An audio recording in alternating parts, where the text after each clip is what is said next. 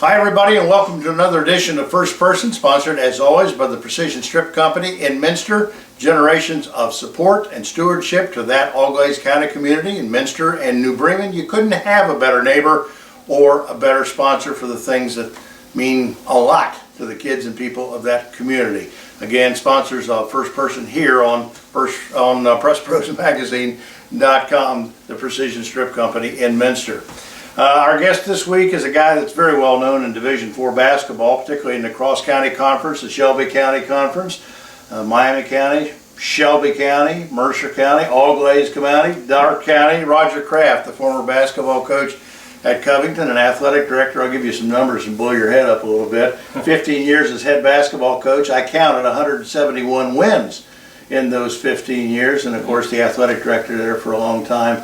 Thanks for taking some time. It's easy to talk to you because Roger just lives across a hayfield from me here in Covington, so we get together quite frequently. Good to see you. Hey, I appreciate the opportunity to talk to you guys, and appreciate all you do for sports and the youth in this 5-county area. So. Roger, we do our best. We try to do our best anyway. Not everybody will agree, but we try to do our best. First of all, let's talk about your summer. I know you and Lisa spent some time out west. Tell me a little bit about that. We're fortunate, my wife and I, and of course I'm retired and semi-retired, I guess, and she's a teacher, so we do have some time in the summer to call our own. We've spent the last 2 months, June and July, as a matter of fact, at a cabin in South Dakota in the Black Hills. If you've never been out in the beautiful Black Hills and the Mount Rushmore area, it's something everybody should see. It's very nice. My grandfather built a cabin in the late 1920s, and fortunately it's been passed down through the family, and currently I'm the owner, and we have some very fond memories. And the owner and the maintenance man. Yeah, exactly. That kind of goes with it. So the good people here in Covington is Hulsman's figure.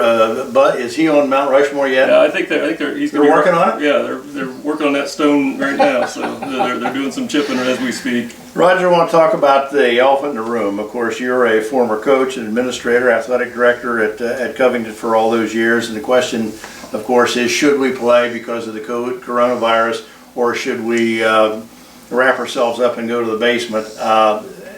Depending on who you are and what your, I guess your perspective or philosophy about things is, people disagree. But as an athletic director, the impact of this, if you don't play, this is what everybody is worried about now as we get closer to opening night. What happens if there is no fall sports on budgets? What happens, we're going to talk about in a moment, to programs going forward if athletes sit out and get out of the habit of being in a competitive mode. Tell me a little bit about your perspective about all this. Well, the perspective from the old AD and the coach, I guess you could say, is we really need to get our kids back in a routine. I know there's some risk involved. We know just by what's going on with Governor DeWine just today, being tested positive. But we really need our youth. Our youth are very low risk. They're very high risk at getting into some other things that aren't good if the sports are taken away. Last spring they did what they had to do. Total agreement with starting with the state tournaments and the spring sports. They did what they had to do, but at this point in time, the old coach and the old athletic director are saying, let's get our kids back in a routine. Let's, we're here in Miami County where we just need our kids to get back to a routine and get back to education after 3 o'clock is what we call it. Second question is the financial impact on sports budgets. I've written a little bit about this. People talk about it a lot.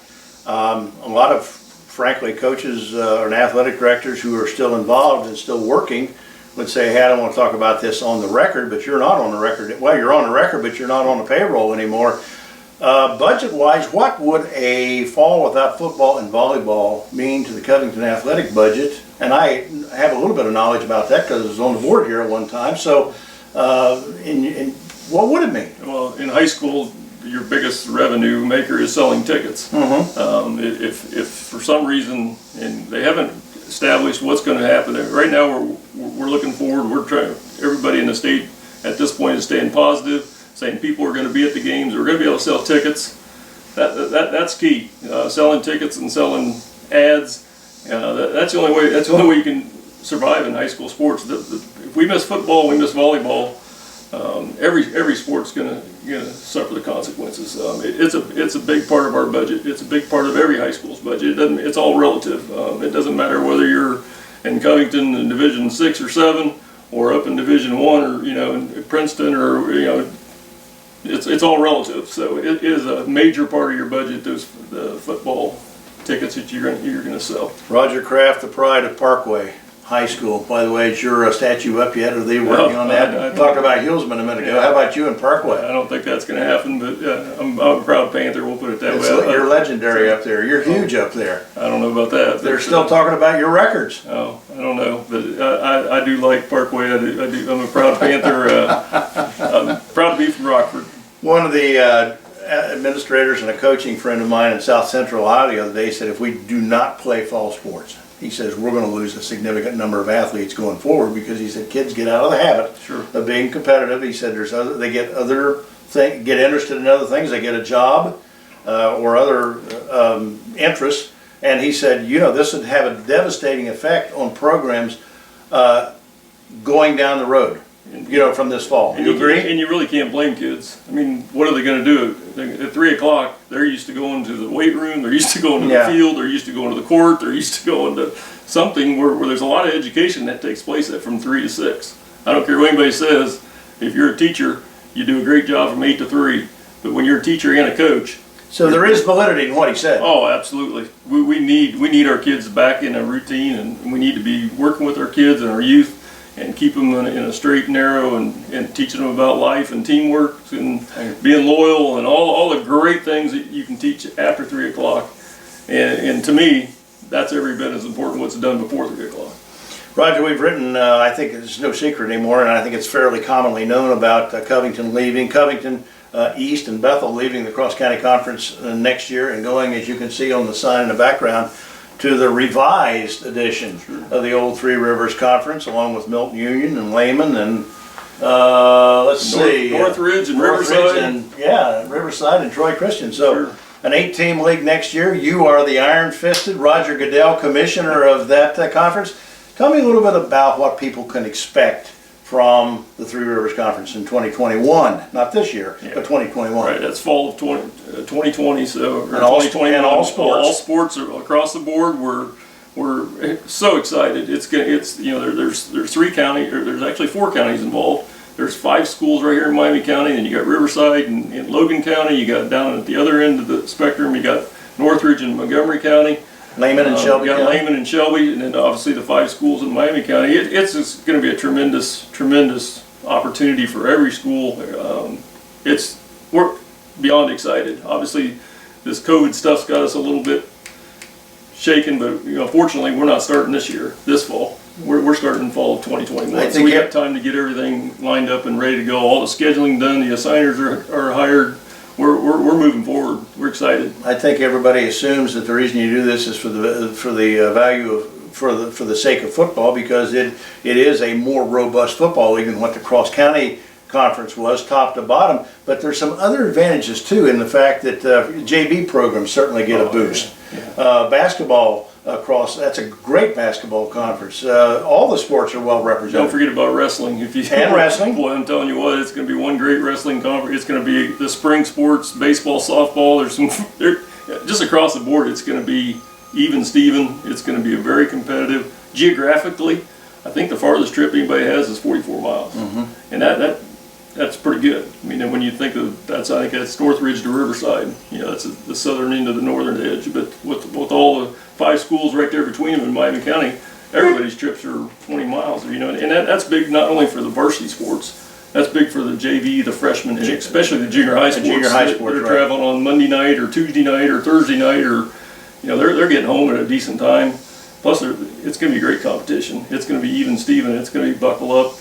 Remember when I used to kid you about what we need is a league called the 2020 League, 20 miles or 20 minutes between schools? You did pretty close to getting there. That's about what we got, so it's going to turn out pretty good. We're overly excited.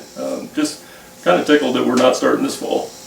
Let this virus get through. Let's get whatever we got to do to get everybody through this last year of their current conference affiliations. But the TRCs, we'll be ready to go next fall. Final question for you, and I know you've been around a long time, and you have a lot of experience about what sports means. What sports means to individual communities. And I know there's people out there on both sides of this argument now, and I think it may break along political lines, but it just is how important it is. We talked about the value to kids, but the value to communities as well. And I know there's a lot of senior citizens right here in Covington, in Russia, in Fort Loramie. They never miss a home game. And I mean, it is so much a part of their socialization their social life, exactly. Yeah, social life in those communities. Talk about that for a minute, because I know you know all those people, not only in Covington, but a lot of those other towns. Sports means so much, not only to the kids, like you pointed out, but to the whole community. I'll tell you what, when it is the heart and soul of a lot of communities, especially the small communities where everybody knows everybody. It's without it, it's just totally different. Opening night in football a little bit is a little bit like New Year's Eve. Oh yeah, it's start of the new year. You can just feel the festive atmosphere. The kids are back in school, and it's just if your adrenaline isn't running and the hair on the back of your neck doesn't come up when it's football. Even in some sorts today. Today's golf invitationals. I mean, right now as an old AD, August the 4th, 5th, 6th, 7th, the kids were starting to get on buses, and a lot of schools haven't been on a bus since February for an athletic event.